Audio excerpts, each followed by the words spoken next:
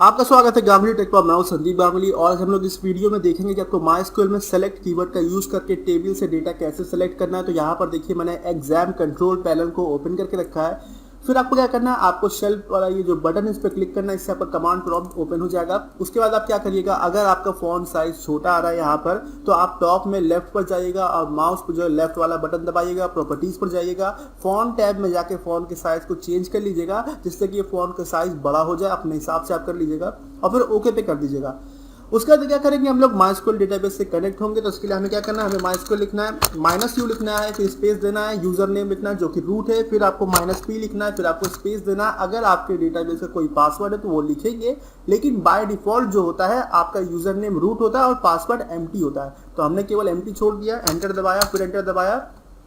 MySQL database से ये जो है आपका कनेक्शन हो गया। आप क्या करेंगे, सबसे पहले हम लोग देखते हैं कि हमारे जो माइस्क्यूएल उसमें कौन कौन से डेटाबेस बने। तो इसके लिए हम लोग को क्या लिखना है, शो लिखना है, फिर आपको डेटाबेसेस लिखना है, सेमीकोलन लगाना है, एंटर दबाना है।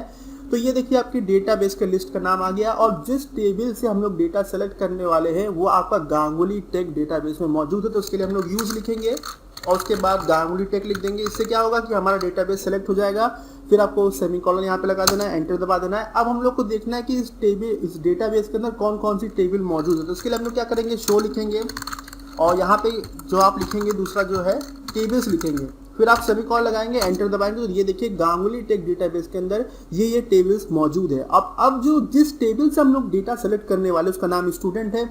तो हम लोग ये पता करेंगे कि स्टूडेंट्स टेबल के अंदर कौन कौन से कॉलम मौजूद है। तो उसके लिए आपको डेस्क लिखना है, उसके बाद आपको टेबल का नाम लिखना है जो कि यहाँ पे स्टूडेंट्स है, सेमीकोलन लगाना है, एंटर दबाना है। तो आपके पास ये जो है कॉलम्स मौजूद है।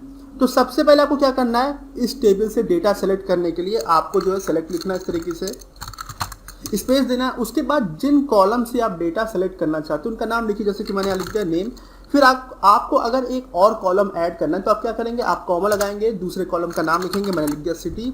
अगर आप फिर से एक कॉलम को ऐड करना चाहते हो तो फिर से कॉमा लगाइए, फिर उस कॉलम का नाम लिख दीजिए। इस तरीके से आपको करना है। उसके बाद आपको फिर स्पेस देना है। जब आप सारे कॉलम्स का नाम लिख लीजिएगा जिन जिन से आपको डेटा लेना है, फिर आप स्पेस दीजिएगा, फिर आपको फ्रॉम लिखना है। और ये सेलेक्ट और फ्रॉम दोनों एक एसक्यूएल कीवर्ड है। और उसके बाद फ्रॉम लिखने के बाद आपको स्पेस देना और उसके बाद आपको उस टेबल का नाम लिखना है जिस टेबल से आप डेटा सेलेक्ट करना चाहते हैं, जो कि यहाँ पे स्टूडेंट्स है। तो मैंने स्टूडेंट्स लिखा, सेमीकोलन लगाया, एंटर दबाया। तो ये देखिए हमारा टेबल का पूरा डेटा आ गया। आप देख सकते हैं ये क्वेरी लिखने के बाद आपका ये डेटा आ गया। नेम कॉलम में जो डेटा है वो आपका आउटपुट में आ गया, सिटी में जो है वो आपका आउटपुट में आ गया, पिन कोड क्या है वो आपका आउटपुट में आ गया। अब नेक्स्ट बात ये आती कि अगर आप चाहते कि हम इस तरीके से हमें कॉलम नेम नहीं लिखना है और हम इन सारे कॉलम्स जो हमारे स्टूडेंट्स करके जो टेबल है उन सारे कॉलम्स का डेटा जो हमें आउटपुट में देखना, अगर हम ऐसा चाहते हैं तो वो हम कैसा करेंगे।